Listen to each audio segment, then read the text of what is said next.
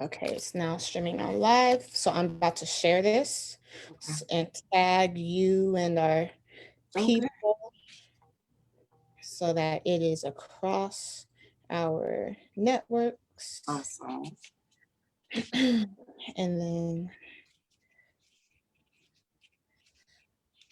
And then there is a lag once we are actually on, when you look on Facebook, but you and I will just focus on Zoom.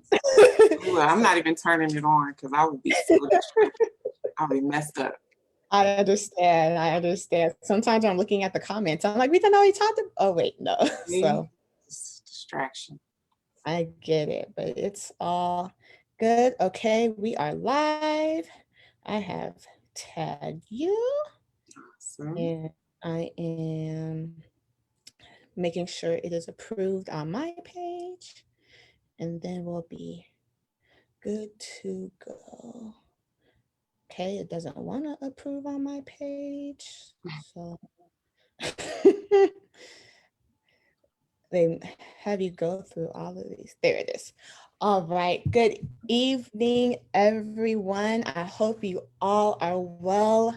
Welcome back to Natural Week Community Hour of Power, the first one of the year. We are so excited. Happy New Year. It's like a little late to say it, but it's our first community hour of Power of the year. So we're going to say it. So Happy New Year.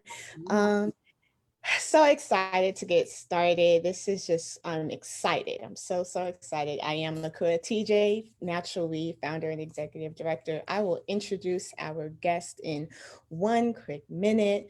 But first, we're just going to take a moment and breathe.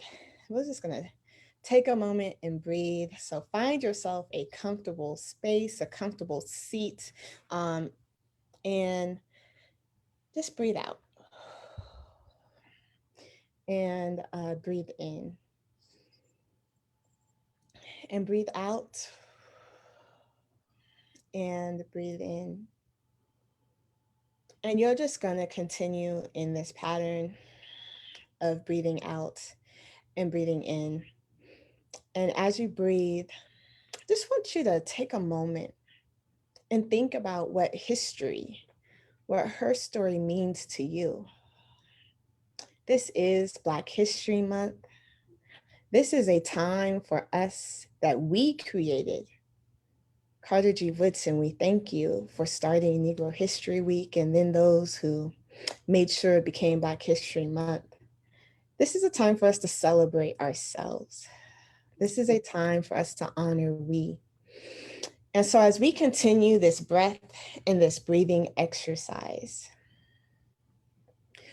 we honor our excellence. We honor our power. We honor our truth.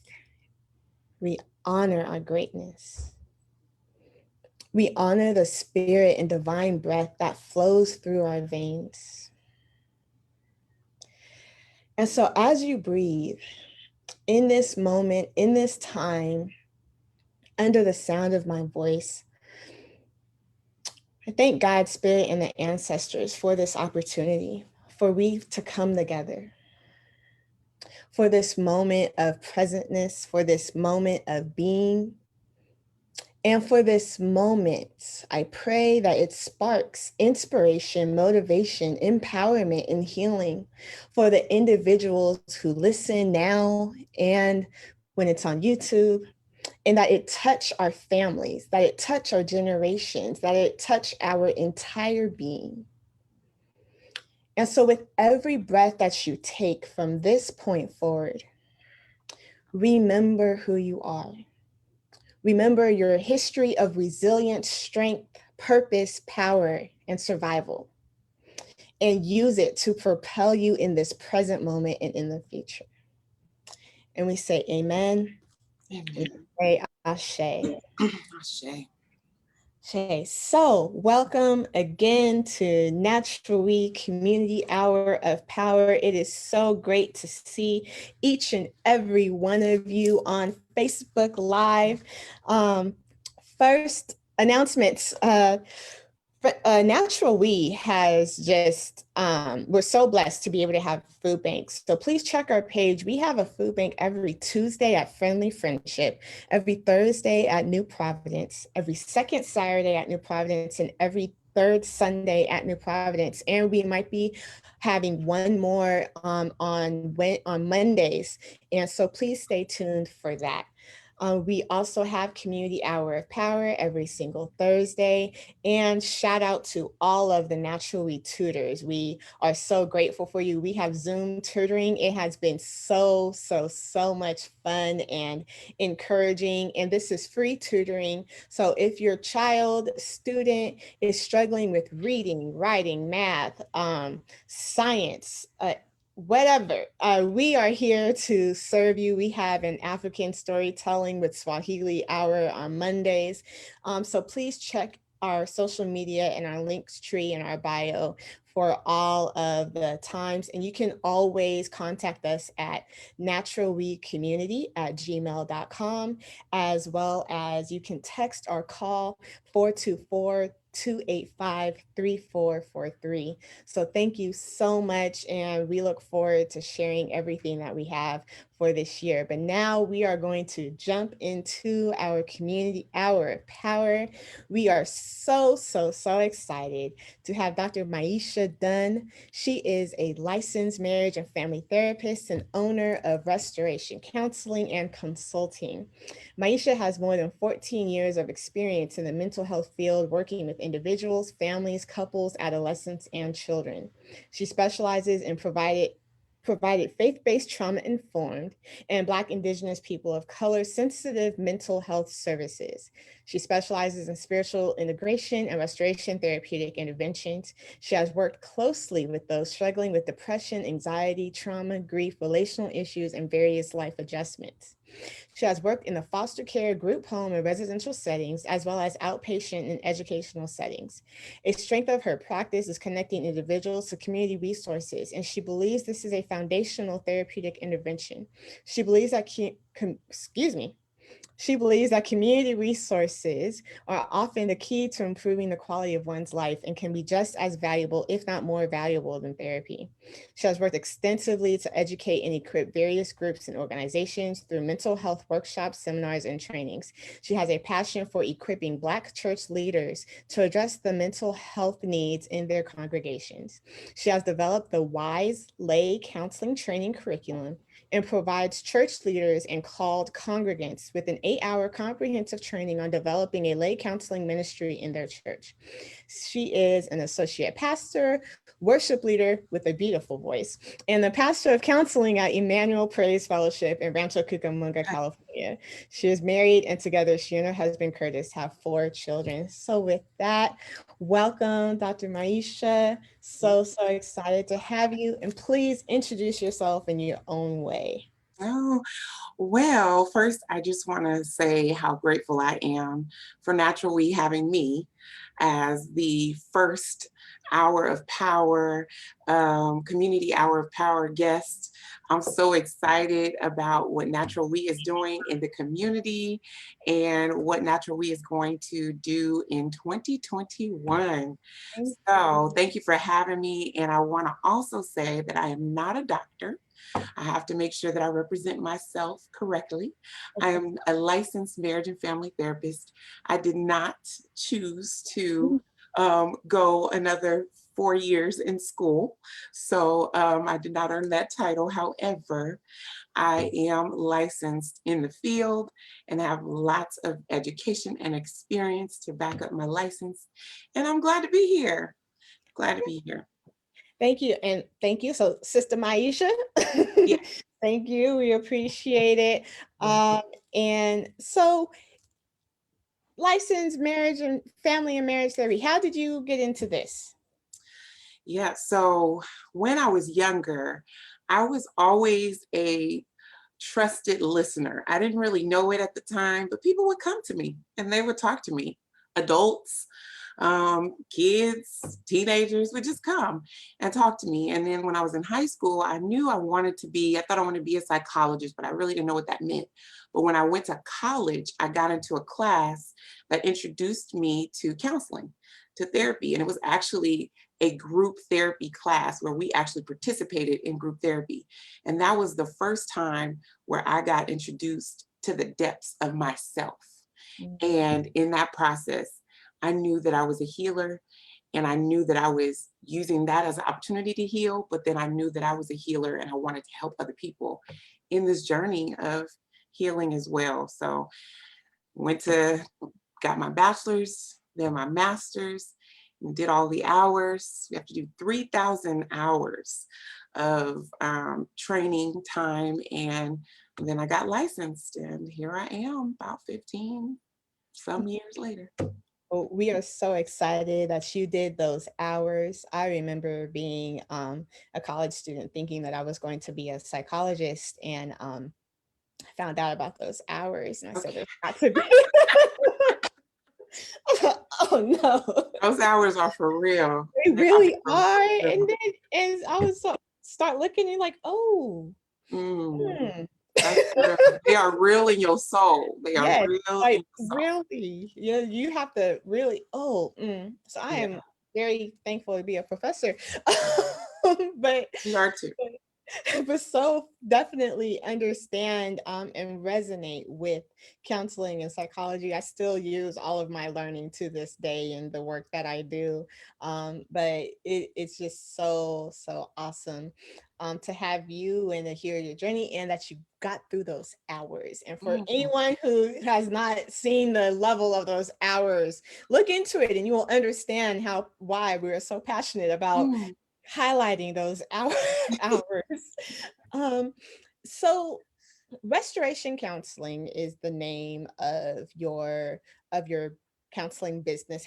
Why restoration? What is the significance of restoration for you? Well, the significance of restoration for me is that I believe that I was on and still am on a journey of being restored from the inside out. I believe God really calls for us to look on the inside and see what's there and connect with our God selves so that we can be healed and restored, made new, refreshed, regenerated, revived from the inside out. And so I just know that God gave me that because a lot of times when people come in to get therapy or counseling, they often have been traumatized in some sort of way, hurt, disappointed, and really distressed and struggling and trying to figure out, can things be better ever again?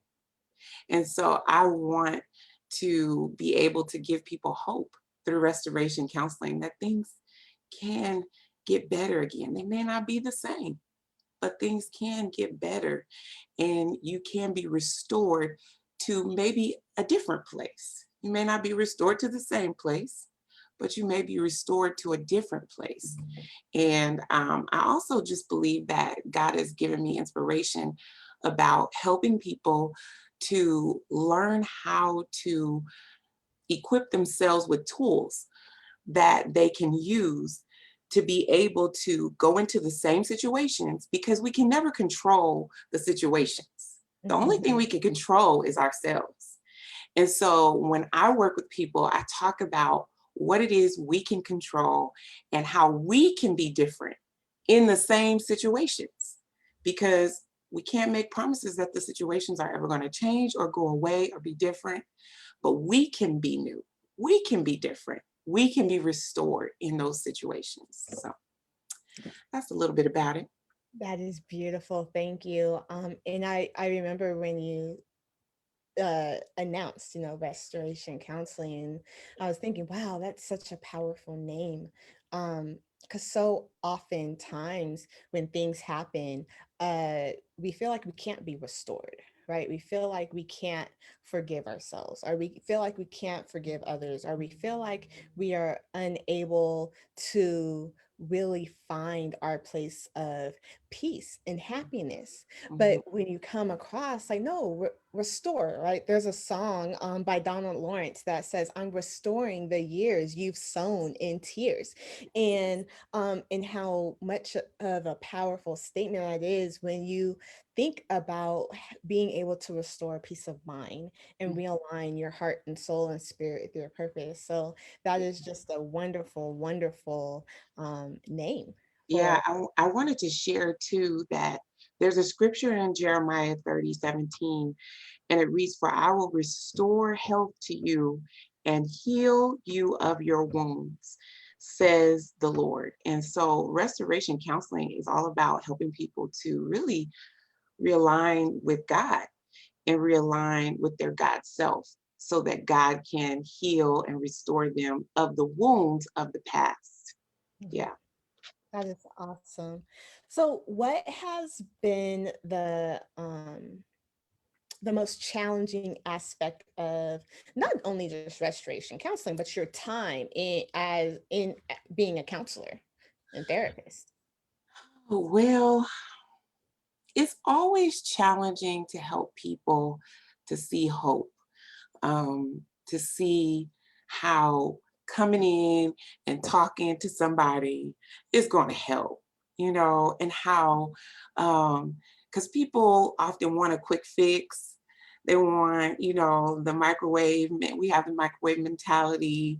We don't want it to bake or simmer at all in the oven. We just want to get it in and get it out. And so that's been a challenge, is helping people to see how coming into therapy will actually help them, because therapy is actually not just talking, at least the way that I am trained and the way that I do therapy and the way restoration therapy works. It is not just about talking. It is an active and engaged sort of therapy where you are introduced to tools and you are challenged to use those tools as homework. I give homework. I'm not one of those, well, I'll see you next week. No, this is what you're going to do. This is what you're going to practice. This is how you're going to grow and change. You got to try some things. And every tool is not going to work for everybody. So getting people to try things has been challenging. But I have, over the years, with the experience, learned how to help people, how to build rapport with people so people can trust what I'm saying. I also share how I try things myself, that even though I'm the therapist, I still get therapy and I still get counsel and I still get wisdom and I still get accountability. And so I'm still challenging myself to try new things. And when I share that, that often really helps people to see, okay, well, I might try this journaling exercise, or I might try this different way of communicating, or I might try this breathing technique, or this meditation, or this structured way of doing my day so that I don't get overwhelmed and have a panic attack, you know, that kind of stuff. So that's challenging, but I definitely see how God is helping me to overcome that challenge as well with folks. And I'm glad that you bring that up. You know, I was one of those like, you want me to talk to who? Don't Yeah. you know that I already don't talk to people? Don't you know that I have my close circle and I am good? Right. And then my sister was like, "Well, I went to therapy." I said, Uh, uh, huh. "Oh, okay, well maybe I'll try it, right?" And Mhm. then I got and I remember in homework, I was like, "Homework? Homework. You want me to do? I already sat down and talked on this here couch, Mm-mm. and going." But once I figured out that I had a therapist that I could trust, Yeah. and a therapist who wasn't just there for the check, Right. it Yeah. was uh, it was great. And I'm not saying it was great, meaning it was easy, but Right. I was able to think like, okay, no, I have a therapist and a counselor who is going to really walk this journey with me. And if there is frustrating times and times where I'm crying or whatever, I know that I am in a safe enough place to be vulnerable, and that is so so important. Because I remember one time talked to my therapist. I'm very honest, and I was like, I really don't want to be here today. I Yes. really don't like you at the moment because you're making Mhm. me deal with my stuff. Yes. So I don't know what we're gonna do. And she's like, okay, well, I'll just sit here till you want to talk. And she's like, this is an exercise in and of itself. And I said, okay. But we're better for it. So as challenging as it is, for the one sitting in, it's very rewarding, and we appreciate that you work through that challenge. So with that, what is the most rewarding aspect of counseling for you? I think when people get it, when they do apply those tips and tools and strategies that we talk about in therapy, when they apply it and they find something that works and they come back and say, oh wow, that worked. Or when they're in the room and God's presence is there, because with restoration counseling, we invite the presence of the Lord in, and God is able to help us to create a safe atmosphere for someone to be able to find out that the answer was really inside of them all along. That all I do really is create a safe space. Really, we have what we need to heal us. Mhm. We just need affirmation, we need safety and security, and we need to be empowered to know, you know what, I have what I need. I Mhm. just need to know how to go there. I need a guide to help me go there. So when someone trusts me enough to allow me to guide them into the answers that's already in them, the wisdom, the revelation, the awareness, and the insight that's already in them, and they're able to pull it up and say, you know what? That's why I act like this towards my spouse. Mhm. That's why I treat my mother like that. That's why I haven't talked to my daddy in 20 years because of that. And it comes up and it breathes new life into somebody. And that's some of the reward. I mean, it's a lot of rewards. I can talk all day about them, but I know you don't have all day, so I won't. But that's some of the reward that I get. Thank you so much for sharing. And I also, oh, we have a comment that says, "Love, we have what we need to heal ourselves with the heart." That's beautiful, and it's true. When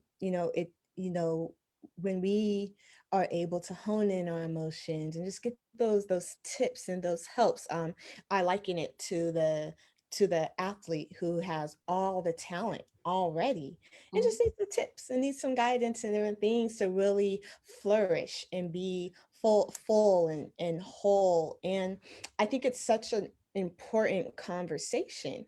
um our community, we um oftentimes do not trust therapists or counseling, and for good reason, Right. because Eurocentric psychology, European psychology, Western psychology has been used to oppress. Mhm. But when we center ourselves and our culture and our own experience, and do Sankofa, look back to look ahead, and we look back into our own culture and history, we see that we've always healed ourselves. We see that we have always done some type of therapy, right? Even if that wasn't the actual name. And so it is also wonderful to see those who look like ourselves engage in this and engage and be able to be there so that our people have therapists that are trustworthy. If you would like to just speak on that a little.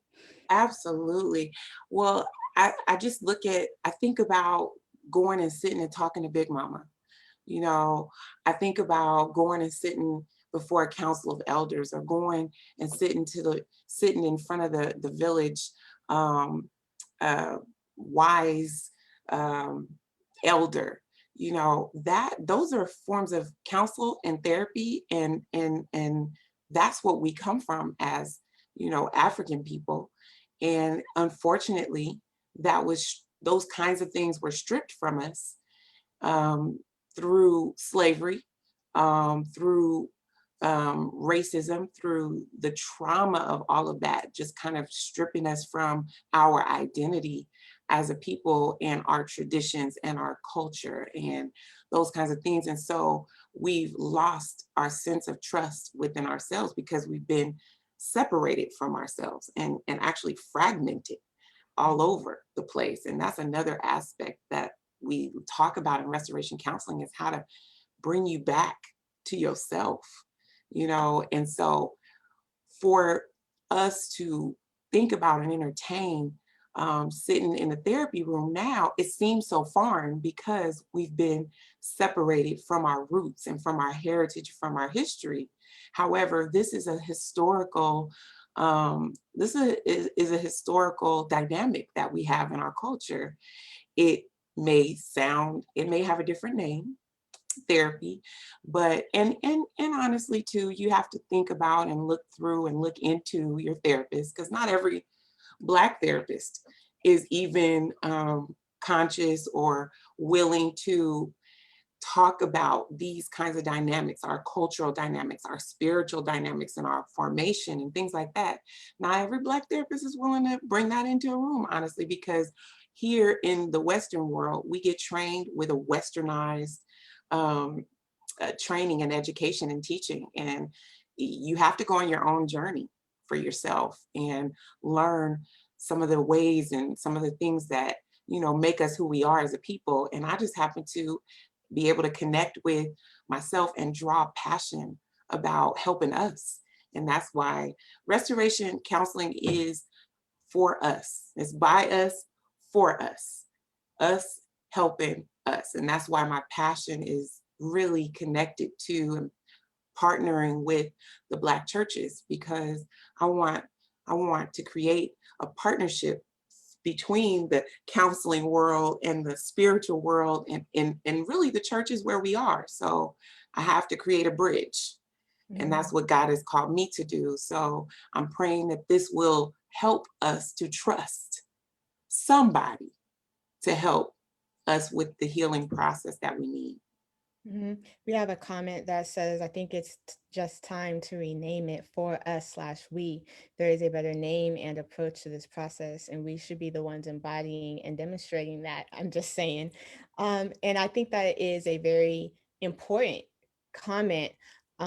There's an association called the Association for Black Psychologists, Mhm. and Baba Wade Nobles, Baba Naeem Akbar, uh, Linda James Myers, Shelter Grills, um, uh, uh, the president, Ethiopia Jackson, Brandon Gamble, all this within talking about psychology and being and drawing upon, we mentioned Sankofa a couple minutes ago, and drawing upon African names.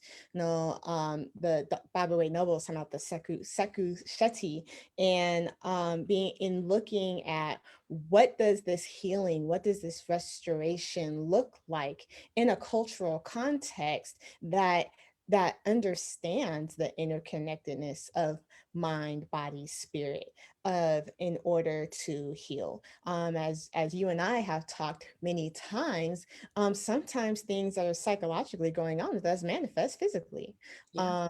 Um, I know that if I am like really, really, really busy, I'm probably stressed out about something. Mhm. Different things like that, and being able to manage that and talk about that, and coming from a perspective that is able to really couch it in the essence and being of who we are. Mhm. Yeah, and I want to just say to that comment that I agree. Honestly, I agree. I do think that a name change and shift would help shift people's perspective and people's outlook and people's willingness to trust the process. So I wanted to just speak to that and say that, you know what, you're right on about that. And I wanted to just say too, to what you were mentioning, that I feel like we as a people, we possess so much power, yet we've walked around for so long with all kinds of things happening in our bodies, and part of it because we have to survive. So in a world, in a time, in a day where it is, you're treated like a disease if you're Black. if you're African. So all of our efforts go towards survival constantly, and how racism has, caused us to really experience so much trauma. A lot of times there's nothing wrong with us, it's something wrong that's happened to us. And what's happened to us is traumatic. Mhm. So we've learned how to cope with that in some unfortunate ways. And so we walk around and we're always constantly busy achieving, but we don't really pay attention to ourselves to know, you know what, I'm stressed out. You know what, I'm dealing with anxiety, or you know what, my mood is low, or you know what, I'm having these headaches, or I'm having this rash, or I'm having this pain, this chronic pain, or these things that are happening in my body that are telling me something's going on with me. We will tend to go to the doctor before we look at our whole selves. And so I guess that's what I'm wanting to encourage us to do more is, if you do have some sort of physical ailment, yeah, check with the doctor, but also check in on your mental and emotional health. Mental, emotional, spiritual health, because a lot of times we're so busy trying to survive and trying to make it that we don't take care of ourselves. And Mhm. then we lose track of ourselves, and then we end up breaking down. Right. And in this time, it is so important that we don't allow ourselves to break down. It's so important that we take ownership of our power, of our agency, and we make the choice of no more. That we control to the best of our abilities what we can control. And a lot of times that is making the choice of, you know what, I know the society is like, y'all need to be hyper productive and y'all are workhorses, so on and so forth. Mm-hmm. But in my culture and who we are, rest is important, and listening is important, and praying is important. And so I'm going to choose to do these things. There's a couple comments coming in. One says, there it is. It is not something wrong with us. Something wrong happened to us. And another one says, wow, it's not really what is wrong with us, but what happened to us. Profound. And it is important that we remember that. It is important that we remember that we have been fearfully and wonderfully made. We remember that when we were created, the breath of God, the home was breathed into us when we take that first breath. We remember that it was declared that we are good, and Yeah. that every good and perfect thing is also within us. And we remember that we are sung over, we are watched over, we are prayed over, Oh, we are protected, and we are healed. And so we stand in that. It yes. is so important that we stand in that. And when we really stand in it and own it and believe it and act on it, in spite of fear, in spite of racism, in spite of stupidity that is going on around Yeah. us, that Yeah. is when we are living and thriving. And that is when we are our true selves and we walk in it and fulfill our purpose. But I'm gonna stop right there and let you go. Girl, I don't have to say nothing else. Sheesh. You said it. You said it. And it's so important that you highlighted that, because we truly do. We carry the trauma of slavery and racism in our DNA Right. to this day. We carry our ancestors' beatings and whippings, and we carry the burnings and the lynchings. We carry all of that in our DNA, and everything that is created now that is racism still, nonetheless, we carry all of that in our DNA. And so it's so good that we are spiritual beings, and that it's spiritual, our God cells is in our DNA as well, because that's what helps us to fight and combat that trauma. And that's what I want to say it is. It is trauma. It is trauma that is generational over time. So yes, we carry anxiety. Yeah, we carry stress and struggles in our, no wonder we have all these health issues. We're traumatized. It's not because we're lazy, fat, and don't want to do nothing. We have trauma in our DNA. And when we begin to realize that, and that's one of the things that I really emphasize in restoration counseling is I educate about trauma, what it is, how it affects our physical and our emotional, our spiritual, our mental bodies, because then people can identify, oh, I experienced trauma. And that is why I'm struggling to function. That is why my thoughts race, race, race. That's why I struggle to go into a crowd and speak to people. That's why I can't lift my head up when I'm walking a room. That's why. That's why I won't go to school and graduate and get my degree. That's why. And not because it's something wrong with me. And I stand on this all day long, but it's something that happened to me. Something wrong happened to me. And when people get that, it is power, power. Because then they can say, you know what? I'm not that. I am not that who they think I am. I am my divine God self, my divine Black African God self in all of my glory. Yes, yes. And I'm so glad that we're having this conversation, and you the language that is being used, right?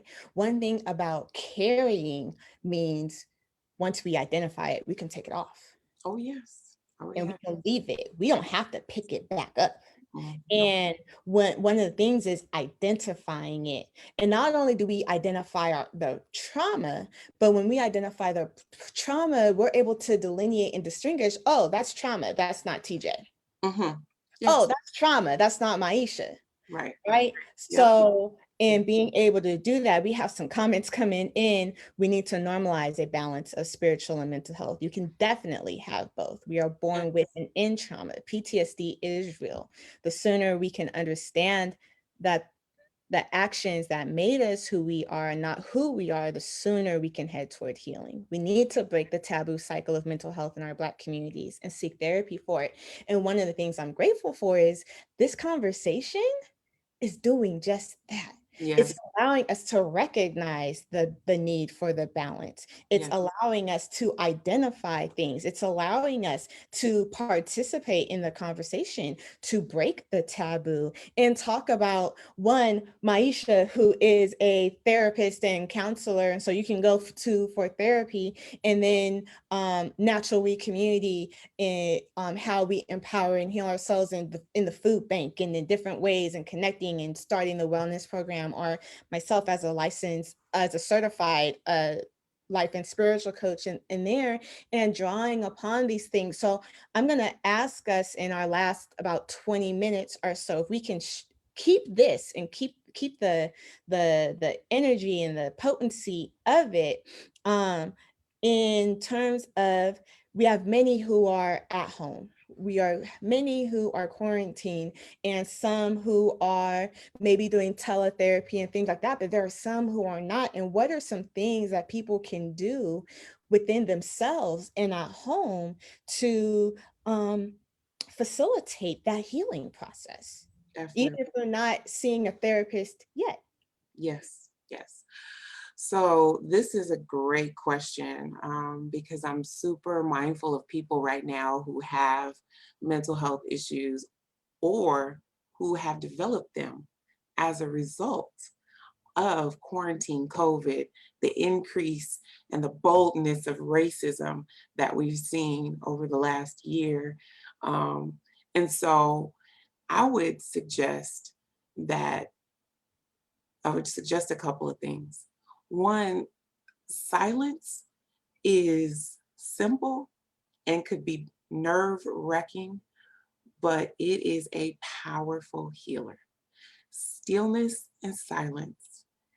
And what I'm saying about it is being able to be present with yourself in a given moment for maybe just 5 minutes, to just stop yourself from moving, stop yourself from looking at your phone, stop yourself from looking at the TV, talking on the phone, and just be still, close your eyes, and take some deep breaths. And let that breath go in and out of your body, and focus on that breath and that air, and then listen. to what you need. A lot of times we know we have the answers inside of us, but we are so busy in going and doing and hustle and bustle till we can't get to the answers. And one thing that might come up might be just simply, you need to drink some water today. It might be you need to take a nap. It might be you're hungry and you need to eat some lunch. It might be you need to call Auntie so-and-so because she is the one that you always can go to and share. These kinds of things, they don't always just readily come up. So I always say sit in some silence. I would also say doing some things like using apps. Apps are really on the come up right now. And a couple of apps that I could share with you is the Calm app. Yes. It is excellent. I use it myself. I set my morning mindfulness.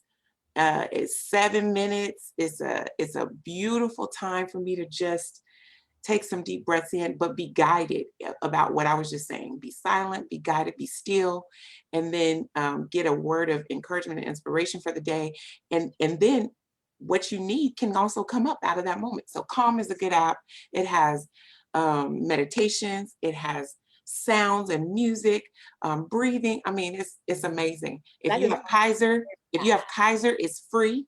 If you yep. have Kaiser. And then there's another app called, let me get it because this is important, Liberate. Liberate is an app that is created for people of color. It's created by a man of color for people of color, and people of color are actually doing the guided meditations. It is a beautiful thing and it is free. Another app is Insight Timer. Insight Timer is very similar to the ones I've just named. So that's 3 powerful major apps. You can also get on YouTube and do some mindfulness breathing and things like that. What I am describing is calming and relaxing your body. We are in a world of super arousal. Everything is arousing us. And everything arousing us all at once creates this overload and overwhelm. I'm saying disconnect from the media for a minute. I'm saying give yourself a break from talking on the phone.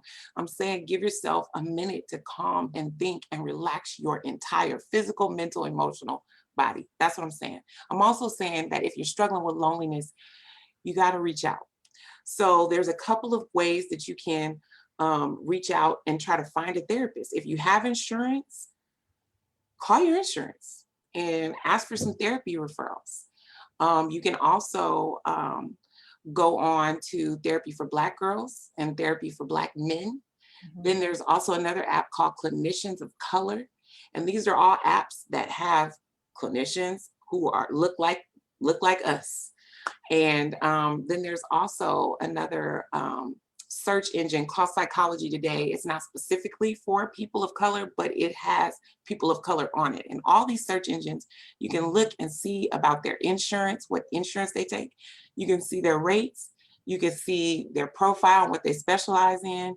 You can see a picture of them. So definitely try to find a therapist and reach out. Taraji P. Henson has an excellent program right now. And if you can get in, she's offering free therapy by Black clinicians for Black people. So find a therapist. Reach out to your church and your spiritual community right now. Do not isolate. Do not struggle alone right now. Do not. Reach out. If it's a family member, if it's an aunt, if it's an elder, if it's a spiritual leader, reach out and begin to get some spiritual guidance so that you can kind of find your way right now.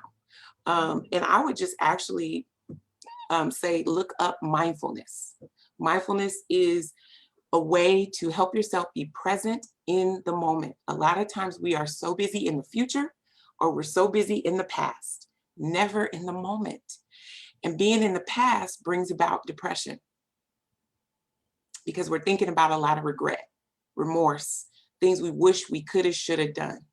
And being in the future speeds us up, makes us worry and be anxious.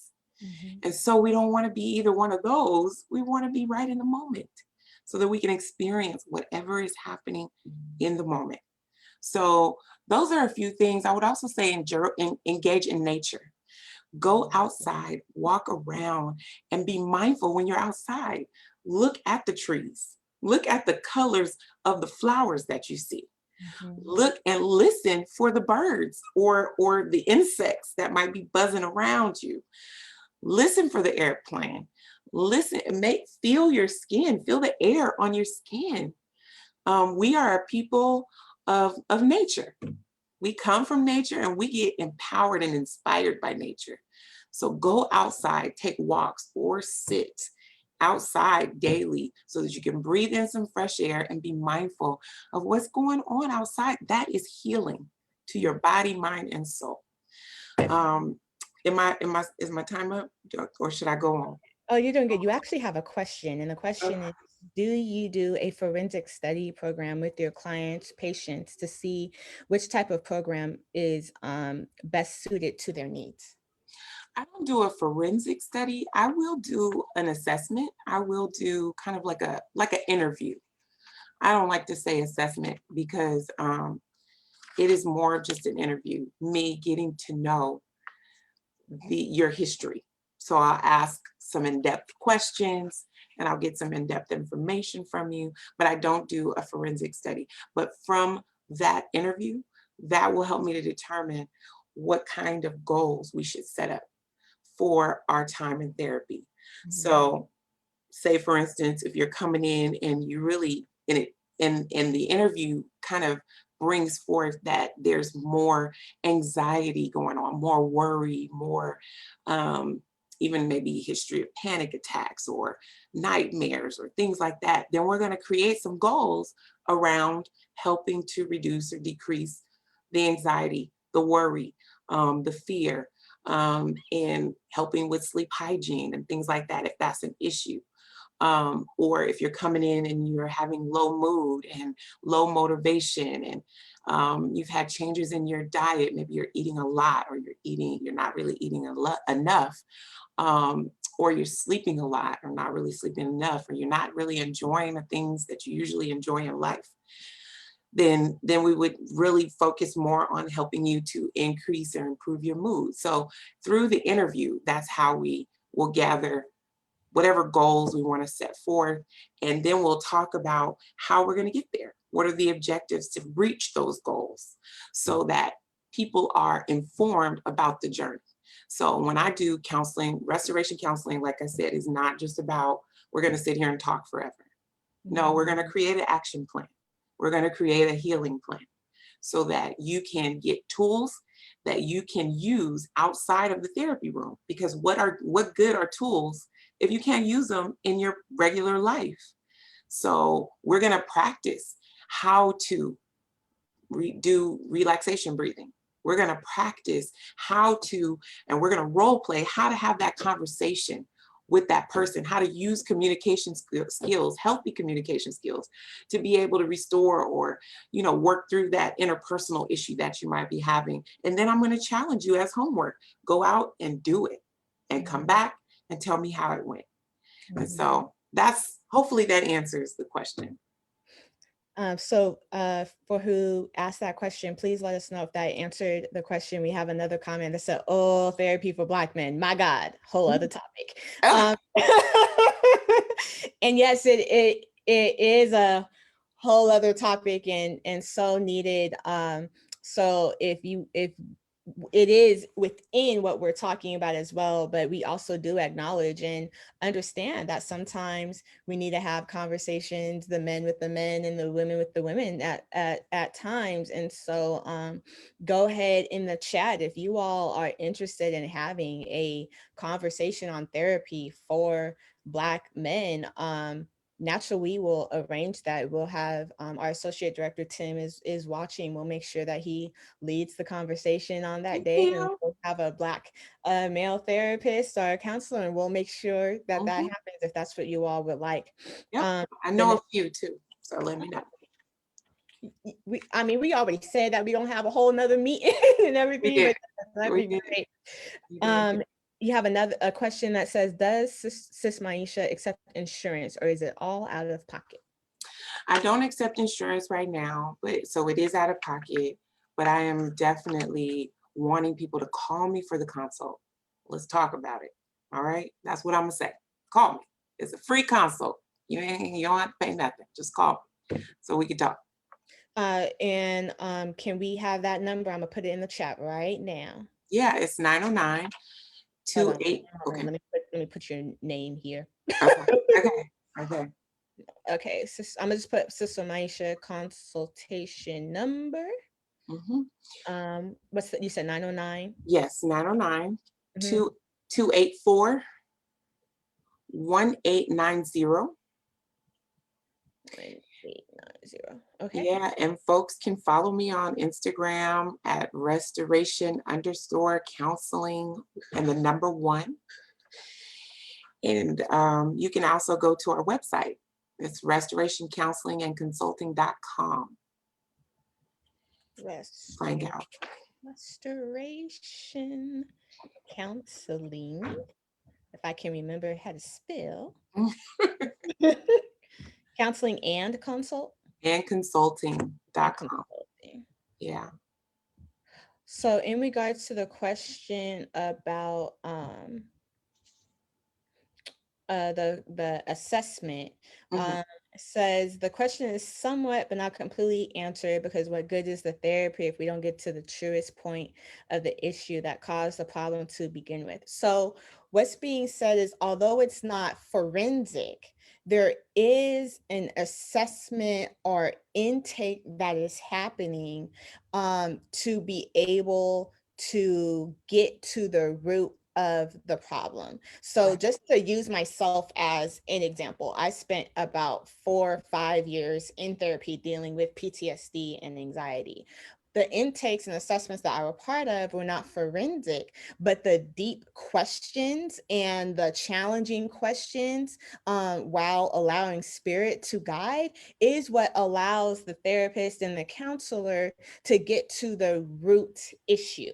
Mhm. And it's when, in being able to get to that root issue, is being able to really get the facilitation of healing and therapy that is needed. So not everything always has to have a forensic approach. Right. Um, so hopefully that better answers the question. And again, um it's in some aspects, it's also trial and error, figuring out what exactly is going to work for the person, and going from there. I had actually, what you guys see on my screen is actually a way of therapy and counseling for me. Many who follow my page know that I'm at the beach a whole lot. And so in this time of Zoom, having the ocean, Yemaya, as my background in the virtual Zoom, is actually a reminder for me that the ocean brings me peace, that water is healing and nurturing. Sister Myesha talked a few minutes ago about the importance of water. And so when we speak on that from a cultural level, my family did a Gullah Geechee tour a couple years ago, and Mhm. we learned that the with Queen Quet, and we learned that many times during enslavement, shout houses or praise houses were next to the river. They were Mhm. next to the water, because it was understood that water has healing properties. So as much as we make fun of the ushers in church when they're like, here, get some water, Mhm. they're actually doing a cultural and spiritual Mhm. um a tool Yeah. that is cultural, because the Gullah is using African cultural carryovers to understand what is needed on a spiritual and physical and mental and emotional level. So Mhm. you have shout and praise houses next to the river. Come on now. We have That's another. rich. That's rich. And I wanted to also say about the forensic interview that a forensic interview is often focused on investigating crime or a criminal. And so, no, I don't investigate crime or criminals. I'm ready to heal. I'm ready to help. I'm ready to grow. I'm ready to empower and equip people towards where they're supposed to and purpose to be. So it is not a forensic assessment. It is an assessment and an interview, and you answered that so beautifully, because It is an in-depth level of questioning that we do in order to get to the depths and in order to get to, but what is interesting is that we are not the ones. I am not the expert of you. So I am asking these questions in order to engage your depths so that you can get to the depths of you because you really are the expert of you. Mhm. So this has I just saw the time, it's 6:56. But this has been a beautiful, powerful conversation, and we are grateful to you. Do you have any last burning thoughts, whatever God or spirit or ancestors might be asking you to share with the people before we wrap up? Yeah, I do. So I believe that, and this is something that God revealed to me, that God made therapy. So God made therapy as a resource. God is our source. Therapy is a resource. Don't be afraid to use it. Thank you. And with that, um, both Sister Myesha and I, we just, we love you all. We love our people. Yes. Um, and God is love. Spirit is love. And so I invite you all to walk in that. Challenge yourself to love yourself, to heal yourself, to um get into the roots and the depths, and so that you are able to fully be your true, authentic, full divine self. um Therapy is not a stigma, it is a resource. Counseling is a resource. And in this time, in a time where we are fully taking our agency and our power and not standing in, um, we're not owning or we're not accepting a mantle of oppression and self-doubt and disturbance of sleep. We are now in a time that we are going to speak to the things that are not in line with ourselves, and let it and serve notice that it must go. It must go. We serve notice that anxiety must go. We serve notice that depression must go. We serve notice that trauma that has been in the DNA of African people, of Black people, must go. Yeah. And we replace it with all of the promises of God. We replace it with all the promises of Spirit. We replace it with the hopes and the dreams that have been purposed deep inside of us, and we walk in it. Yes.